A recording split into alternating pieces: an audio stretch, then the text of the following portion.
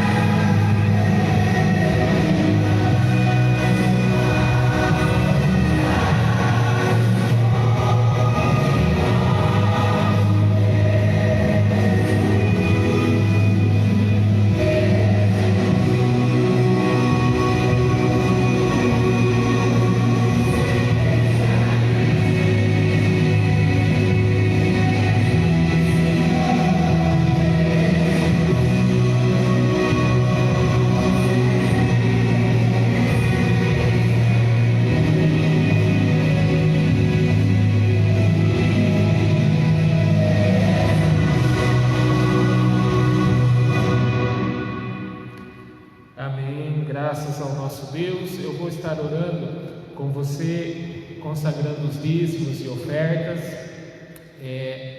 De repente algumas pessoas estão longe e gostariam de ofertar, de dizimar para essa obra. Então, provavelmente nos próximos cultos, eu vou deixar na descrição, vou deixar nos comentários uma maneira de você dizimar, uma maneira de você ofertar, mesmo não podendo estar aqui na igreja. Mas de qualquer forma, estando você com o seu envelope aí na sua mão ou não, nós vamos orar nesse momento, nós vamos consagrar a sua vida como ofertante, como dizimista. Se possível, ore comigo. Pai, eu oro, Senhor, pedindo a sua bênção sobre a vida de todos os dizimistas, todos os ofertantes e aqueles que estão se preparando, ó Deus, para também participar desse grande momento de alegria que é o dizimar, o devolver aquilo que é a sua parte e também o ofertar, a forma de gratidão por tudo aquilo que o Senhor tem feito. A todos esses, ó Deus, a todos quantos essa mensagem tem alcançado, que a sua bênção também alcance, também paire sobre esse lar, sobre essa casa, sobre essa família, ó Pai, sobre esse emprego, no nome de Jesus, no nome de Jesus. Agora só os que estão aqui, vão dizimar ou ofertar, que façam com alegria. Enquanto isso nós louvaremos ao Senhor mais uma vez.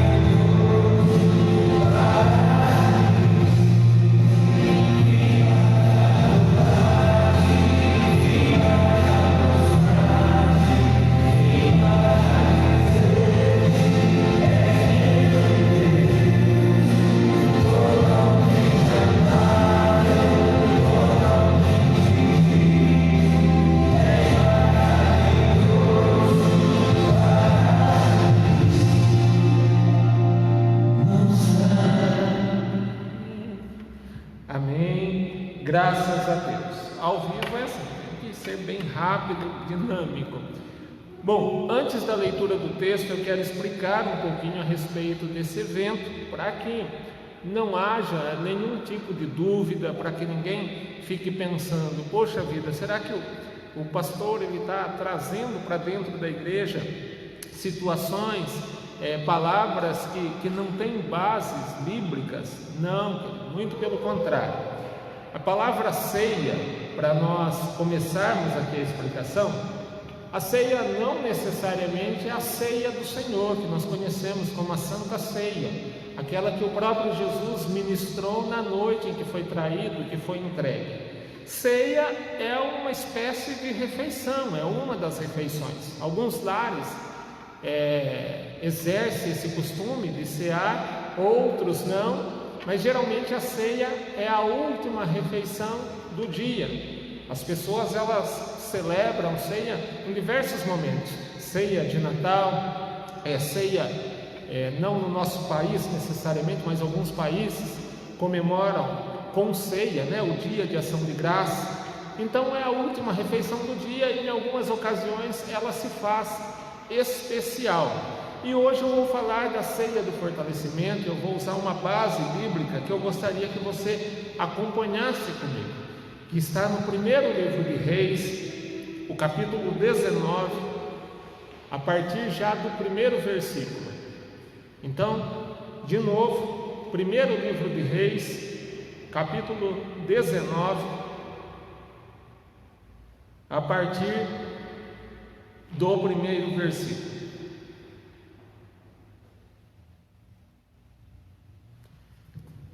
O texto diz: E Acabe fez saber a Jezabel tudo quanto Elias havia feito, e como totalmente matara todos os profetas à espada. Então Jezabel mandou um mensageiro a Elias a dizer-lhe: Assim me façam os deuses e outro tanto, se de certo amanhã a estas horas não puser a tua vida como a de um deles. O que vendo ele, se levantou e para escapar com vida se foi. E chegando a Berseba, que é de Judá, deixou ali o seu servo.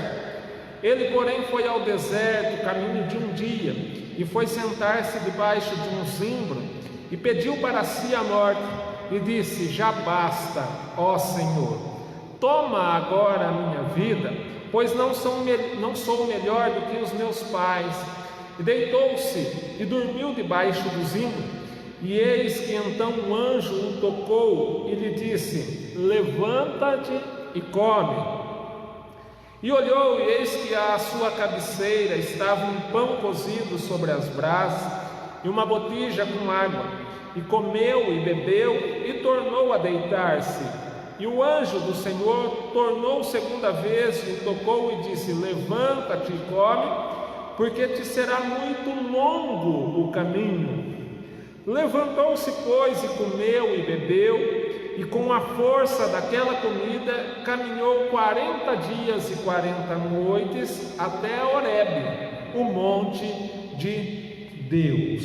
E graças a Deus por essa palavra. Então, desde já, talvez você iniciou assistindo esse culto sem perceber, sem ter visto o enunciado, aquilo que foi falado de manhã.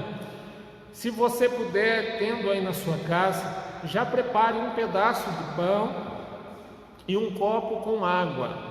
No final desse culto, no final dessa palavra, nós teremos um ato profético sobre isso. Um ato profético que, se você tiver fé, vai trazer um renovo para o seu lar, para a sua casa. Então já deixe meio que preparado um pedaço de pão para cada pessoa da sua casa, cada um que estiver assistindo, e um copo com água. Eu vou ministrar a palavra e no final você vai entender bem o que eu estou dizendo. Bom, vamos lá. Esse texto, ele nos ensina muitas coisas. Nos ensina, por exemplo, e esses que estão aqui podem se assentar, perdão. Nos ensina, por exemplo, que os escolhidos de Deus, eles não são perfeitos. Aliás, nenhum dos escolhidos de Deus é perfeito. Todos eles também possuíam falhas, todos eles possuíam as suas fraquezas, e é pela fraqueza que nós necessitamos de Deus.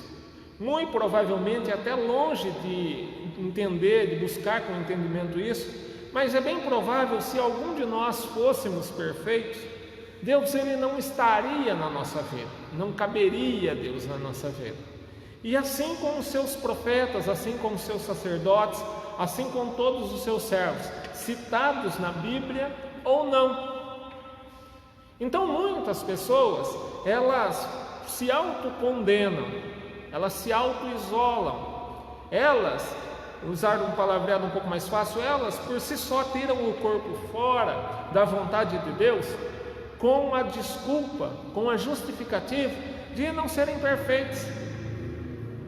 Quantas pessoas eu não ouvi dizer, não, eu nem posso, não posso ir para uma igreja, eu não posso querer servir a Deus de alguma forma, porque eu sou cheio de defeitos, ora porque tem um vício, ora porque tem, enfim, um problema familiar.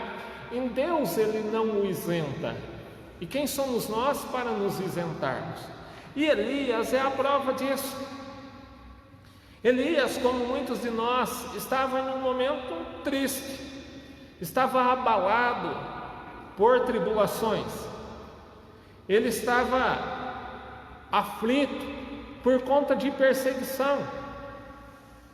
A dele era bem específica, mas às vezes as nossas são das mais variadas, as perseguições. E mesmo procurando viver inteiramente para Deus, mesmo buscando servir a Deus com integridade, os problemas eles nos perseguem, e muitas vezes eles parecem ser maiores do que nós, parecem ser intransponíveis, parece que não dá para se atravessar, e com isso nós acabamos nos afastando das pessoas, nós nos escondemos, nós também ficamos com vontade de sumir, chegamos a pensar em desistir da caminhada. E quantas pessoas infelizmente não pensam, e alguns até chegam ao trágico fato de tirar a sua própria vida. Então finalmente olhamos para os céus, olhamos para o trono de Deus e perguntamos: Senhor, o que há de errado comigo? O que aconteceu comigo? O que eu tenho que fazer para sair dessa situação? Sair desse lamaçal? Então é no primeiro livro de Reis que nós vemos a história de um homem de Deus nessa situação, um dos maiores servos que essa terra já viu, nessa situação. O seu nome era Elias, era o profeta Elias. Agora veja bem as características desse homem. Primeiro delas, Elias era uma bênção de Deus em um reino maldito, em um reino totalmente comprometido, um reino maculado, manchado pela idolatria. Ele era um servo de Deus, uma bênção de Deus nessas condições, nesse ambiente, nesse território. Era um profeta em atividade no meio de uma nação apóstata, que tinha abandonado a fé. Os reis daquela nação haviam se entregado aos deuses pagãos, haviam quebrado a aliança que haviam feito outrora com Deus. O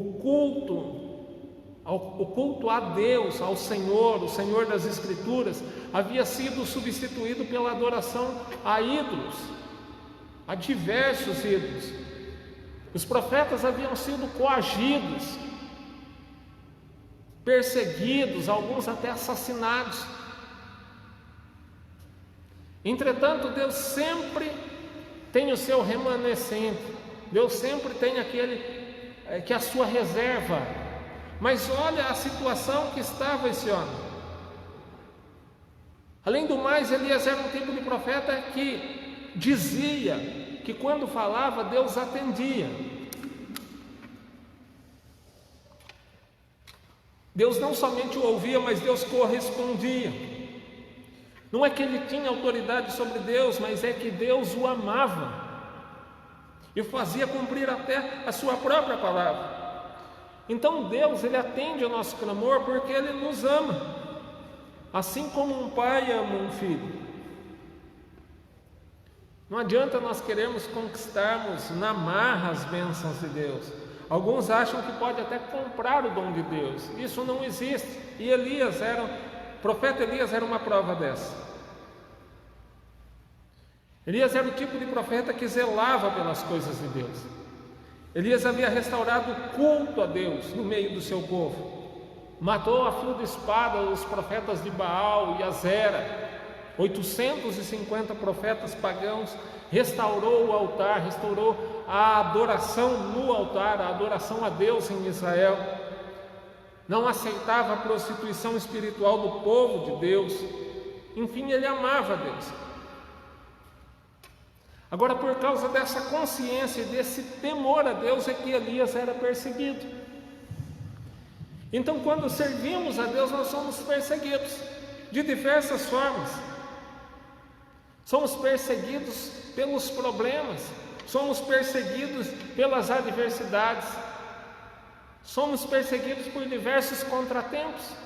E quanto mais se busca servir a Deus, mais perseguição se chama, mais perseguição se acarreta. Quanto mais se tenta aproximar de Deus, agradar a Deus, mais problemas vão ser atraídos. É inevitável isso. E por que essas coisas acontecem?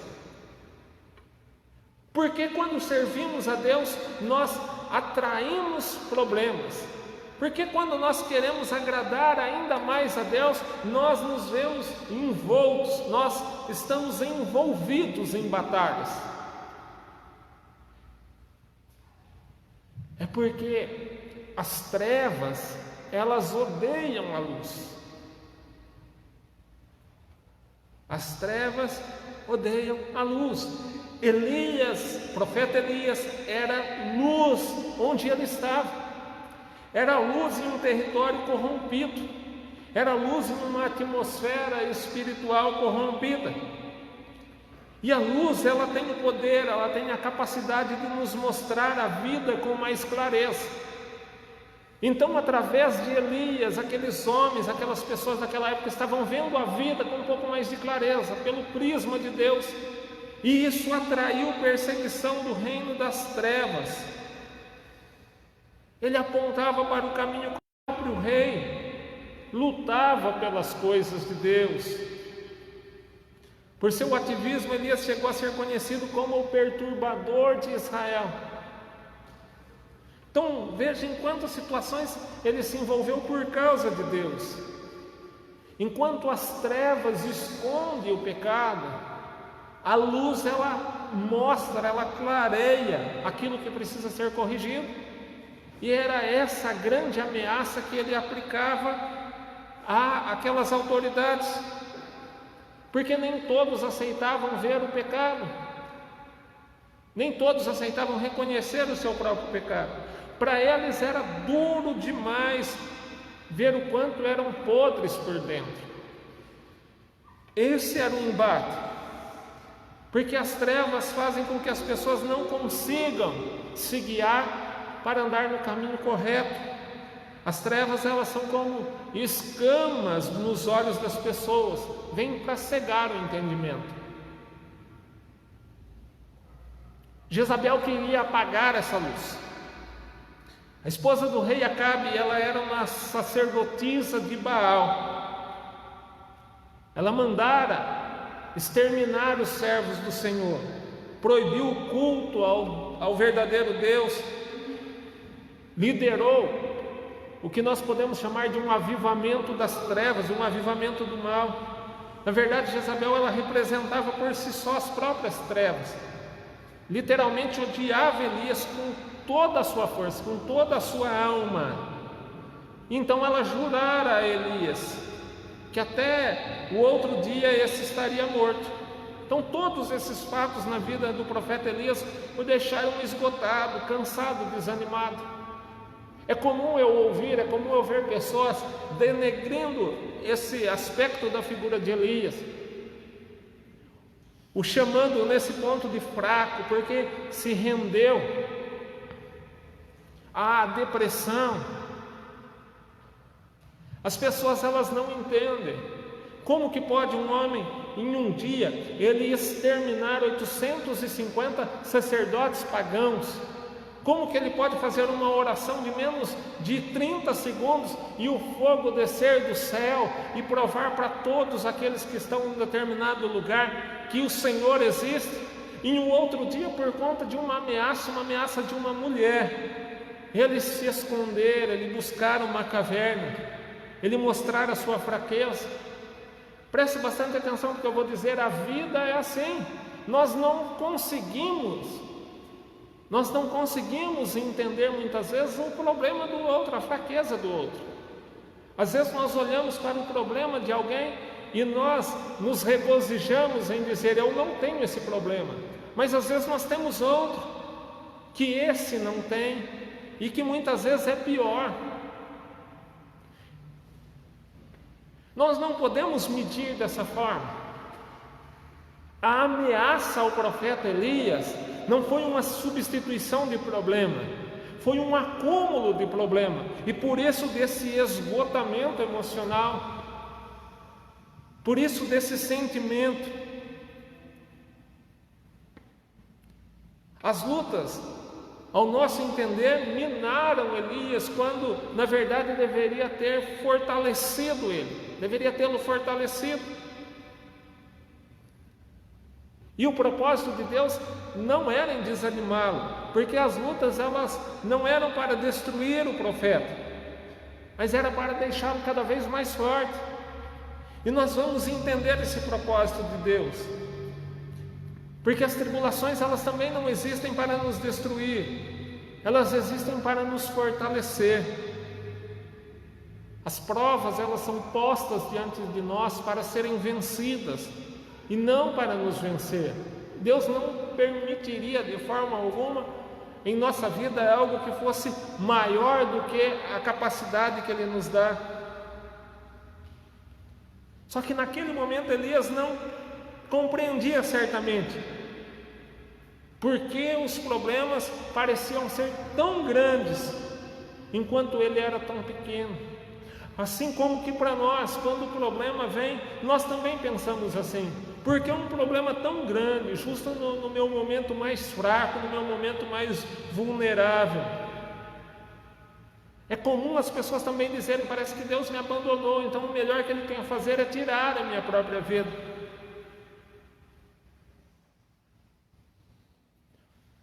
Os fatos ocasionados por Elias antes, no passado, haviam causado ira em Jezabel. Entretanto, ele era um simples homem, diante de uma rainha, falando de forma natural.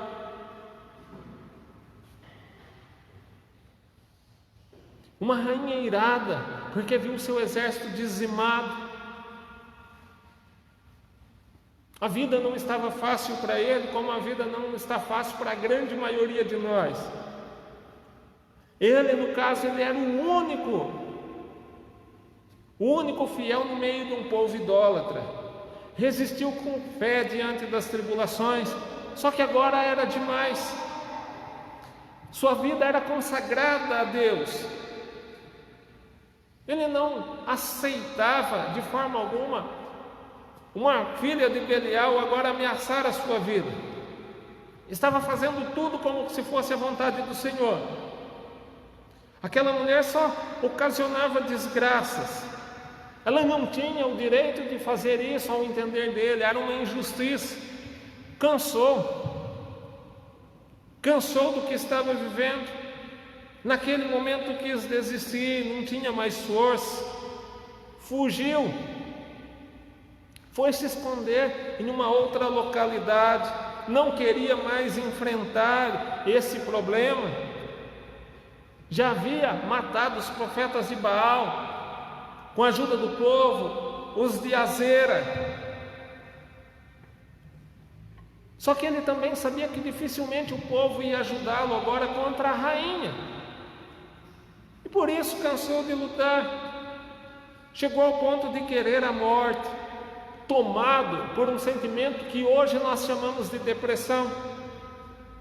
Estava em uma outra terra, um lugar longe dos parentes, longe dos amigos, Só quem vive uma situação assim sabe do que eu estou falando, como que é ficar longe das pessoas que se amam, das pessoas que fazem parte do seu cotidiano. Era o que ele estava vivendo, e agora carregando um problema, um fardo como esse. Estava no deserto, fraco, com medo, se sentia o mais miserável dos homens, e aí chega ao ponto de pedir a Deus que tire a sua vida.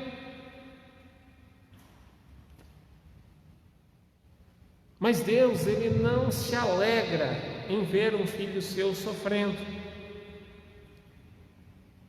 Deus sabia que o quanto Elias fosse provado, era o quanto ele seria aprovado. Na verdade, já era um homem provado por Deus. Foi bênção quando tinha que ser bênção. Foi forte quando tinha que ser forte. Foi fiel a Deus no momento que carecia ser fiel a Deus. Talvez passasse agora por sua cabeça que Deus houvera se esquecido dele. Como alguns, de repente, pessoas que estão assistindo esse culto agora, também pensam a mesma coisa, que Deus tenha se esquecido de você. Mas Deus, Ele vai te socorrer. No tempo certo, Deus, Ele vai levantar a sua mão poderosa, vai derrubar também os seus inimigos, como fez com Elias. Com a sua chave, Deus vai abrir as portas da sua vida, e com o poder Ele vai te salvar. Deus, de maneira alguma, deixou que Jezabel o matasse. Elias já estava em uma situação difícil na sua vida. Não seria essa mulher inoportuna, idólatra, que iria colocar fim na sua história. Deus não permitiria. Então entenda bem, talvez você já tenha passado por muitas situações, por muitas lutas, que achava não ter mais saída. Isso é do ser humano, mas não vai ser agora que a sua história vai acabar. Deus, Ele não vai te deixar sozinho. Deus, Ele vai te socorrer. Deus, Ele nem deixou Elias se matar, nem tirou a vida de Elias, e muito menos permitiu que o inimigo tirasse a vida do profeta. Aquele homem simplesmente fugiu, foi para um deserto, ficou debaixo de uma árvore, esperando a sua morte, queria o fim da vida. Mas é Deus quem coloca o ponto final, é Ele quem diz sim e o não. É Deus quem sabe a nossa hora para todas as coisas. Ninguém pode dizer para si mesmo que é o fim. Ali não era o fim de Elias. Ele seria somente provado mais uma vez, mas era protegido de Deus. E aí então Deus, Ele vai prover não somente o socorro, mas Deus vai prover o renovo para Elias. E é isso que eu quero ministrar nessa noite. Elias estava cansado de lutar, como muitos também estão cansados de lutar. Elias já não tinha mais forças, como muitos também já não têm mais força. Elias estava debaixo de uma árvore esperando a morte chegar. Talvez você não esteja debaixo de uma árvore, mas os pensamentos que têm permeado a sua mente, o seu entendimento, a sua cabeça não são os melhores. Talvez você olhe à sua volta e você não tem expectativa nenhuma, você não tem esperança em nada. Alguns vão dizer, a minha vida já não estava fácil, aí veio essa pandemia, aí veio esse vírus, veio essa crise e complicou de vez. Para Elias, Deus enviou um anjo para servi-lo, e Deus pode fazer o mesmo com a sua vida. Aqueles anjos lhe levaram água e pão, para que Elias pudesse seguir a sua caminhada. Mas Elias não estava fraco somente no físico, só fisicamente. Ele estava fraco espiritualmente. Então aquele alimento, aquele pão, aquela água precisava ser mais do que um alimento físico, precisava ser um alimento espiritual. E Deus sabia muito bem disso. E aquele pão se tornou a própria palavra de Deus para o profeta. Assim como a palavra é o nosso pão, é o nosso alimento espiritual, é ela quem alimenta a nossa fé, é ela quem nos fortalece, ela também é o nosso alimento. Quando o texto diz que o anjo havia preparado nas brasas aquele pão, significa que a palavra de Deus para a nossa vida, ela também deve ter a mesma propriedade, ela deve ser fervente em nossa vida, produzir reações.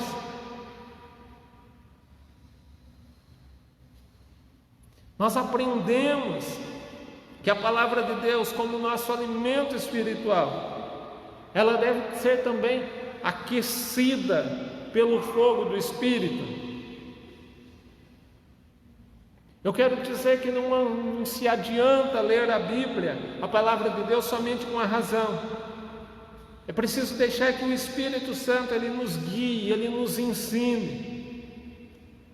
É assim que o alimento vai produzir em nós todos os nutrientes espirituais necessários para a nossa vida. É assim que ele fortalece a nossa vida. A água era a representação do próprio Espírito Santo. Assim Jesus representava a água como Espírito Santo. Ele diz que nós devemos beber dessa água para nós termos a vida em nós mesmos. Elias ele participou desse alimento, e o texto diz que ele participou por 2 vezes. Pela força dessa refeição, pela força desse pão, pela força dessa água, não elementos naturais apenas, mas elementos empoderados pelo poder de Deus, ele teve força para seguir a sua caminhada. Elias foi revigorado e seguiu até o monte de Deus. E eu quero ministrar isso a partir de agora na sua vida. Primeiro eu quero dizer que a sua caminhada ainda não terminou, porque Deus ele também está te dando agora desse pão e dessa água espirituais, para que você siga até o propósito que Ele determinou. Pela força da palavra de Deus e do Espírito, nós chegaremos ao encontro dele pela eternidade, onde não haverá mais choro, não haverá mais pranto, não haverá mais desespero, não haverá mais desânimo, não haverá mais decepção. Todos esses sentimentos ficarão aqui nesse mundo. É necessário que se faça assim, porque mais uma vez nós somos frágeis, nós somos fracos, nós somos limitados. Quando somos dominados pelo pensamento natural, nós enfraquecemos, nós pensamos em desistir, nós pensamos em parar com tudo, até com as coisas mais importantes da nossa vida nós pensamos em desistir. E é nessa hora como que o Senhor vem com a sua refeição espiritual. Eu tenho certeza que alguns dos que estão assistindo esse culto têm esse sentimento, partilham desse sentimento de desespero, de frustração, de decepção, de cansaço, pedindo para Deus dar um jeito, sugerindo a Deus a maneira que Ele tem que agir. Então Deus Ele quer te fortalecer a partir de agora. Então vou te dar mais um pequeno tempo para que você pegue o seu pedaço de pão. Se você não estiver assistindo sozinho, e aprove a Deus que não, tomara que a sua casa esteja repleta de pessoas assistindo esse culto, assistindo essa live. Distribua, mesmo que seja um pequeno pedaço para cada um desse pão. Cada um pegue agora o seu copo com água. Os que estão aqui também já podem ir se apropriando.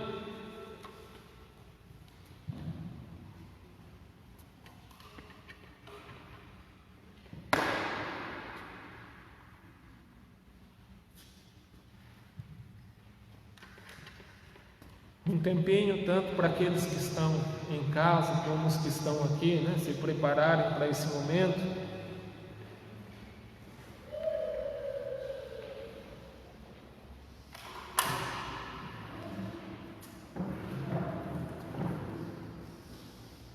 Não espere perfeição inerente. Não espere se tornar perfeito. Não espere se fortalecer de forma natural. Busque em Deus. Não espere as soluções somente por sua própria razão. Busque em Deus.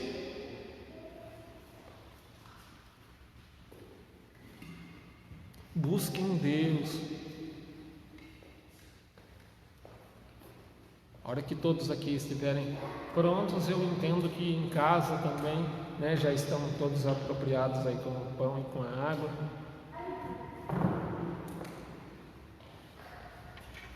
Talvez surja uma dúvida, olhando aqui agora, pensei nisso. Talvez na sua casa você fique pensando assim: e agora as crianças participam ou não? Participe.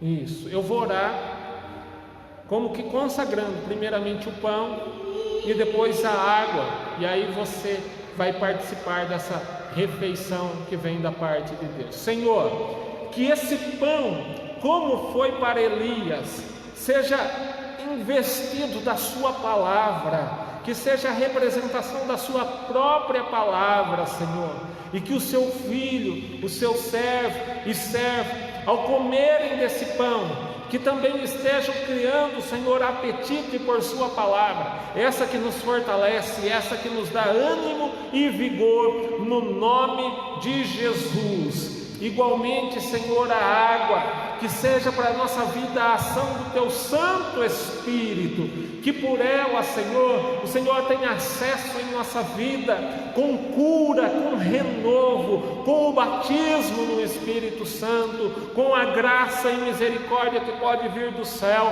e assim sejamos fortalecidos. Elias, o profeta Elias, o seu profeta, foi fortalecido para uma caminhada de 40 dias e 40 noites. Que o teu filho, a tua filha, servo, seja fortalecido, Pai, na fé, para a caminhada, a luta, até o término dessa pandemia, no nome de Jesus, no nome de Jesus. Coma agora do pão, tome da sua água.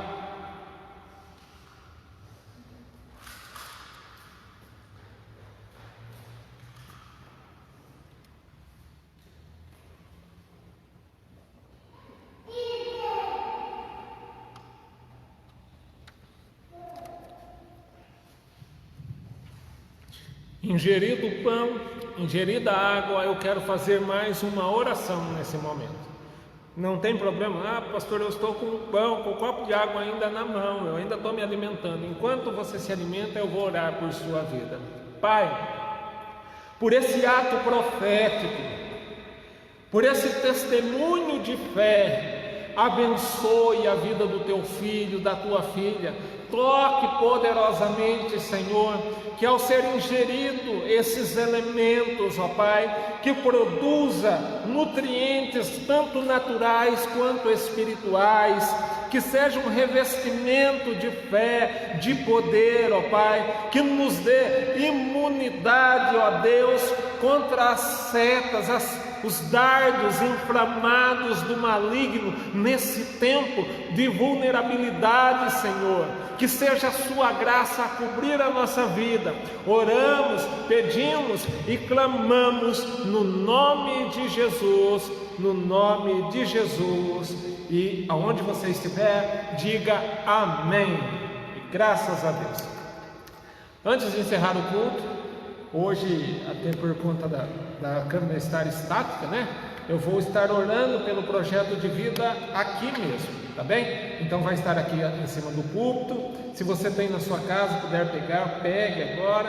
Eu não tenho, pastor, não tem problema. Assim que possível você escreva o seu projeto de vida, e quando tiver a oportunidade de estar aqui conosco, você traga, mesmo que não for nesse formulário, né, oficial. Escreva uma folha de sulfite, uma folha de caderno, escreva os seus sonhos, escreva aquilo que você espera para o restante desse ano. Esse ano foi proposto, né, antes de se saber, antes de se ter ideia de pandemia, de crise, de tudo isso, foi proposto pelo nosso presidente do estado o tema o ano da superação, e será um ano de superação. Então você vai orar comigo. Pai, aqui estão representados, Senhor, todos os projetos de vida, todos os sonhos, tudo aquilo que foi proposto no início do ano.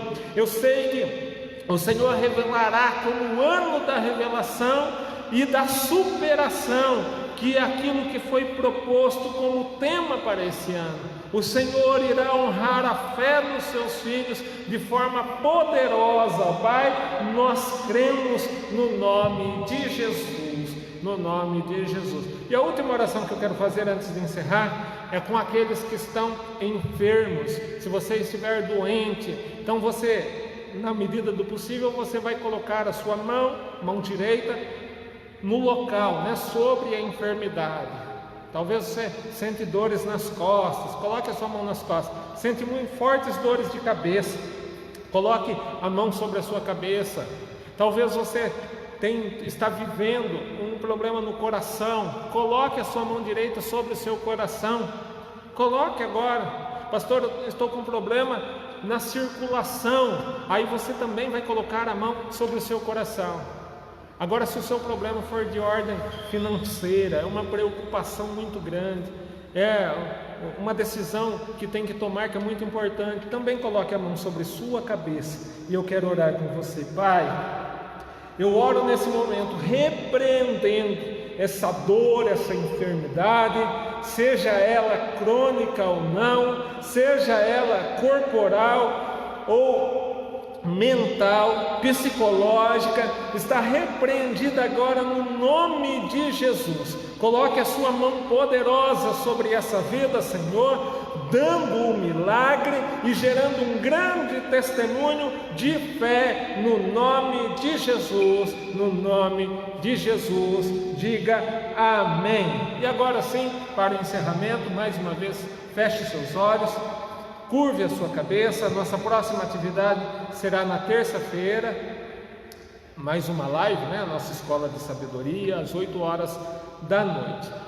Com a mão sobre o seu peito, fale com Deus. Senhor, te agradecemos por essa noite, por esse tempo, por sua palavra. Esteja conosco, Senhor, durante o nosso descanso, em reposição de energia. Que o dia de amanhã, como toda a semana, seja abençoado debaixo da tua palavra. Em tudo te damos graças, Senhor, rendemos louvores a ti no nome de Jesus. Aos que estão aqui, aos que estão distantes,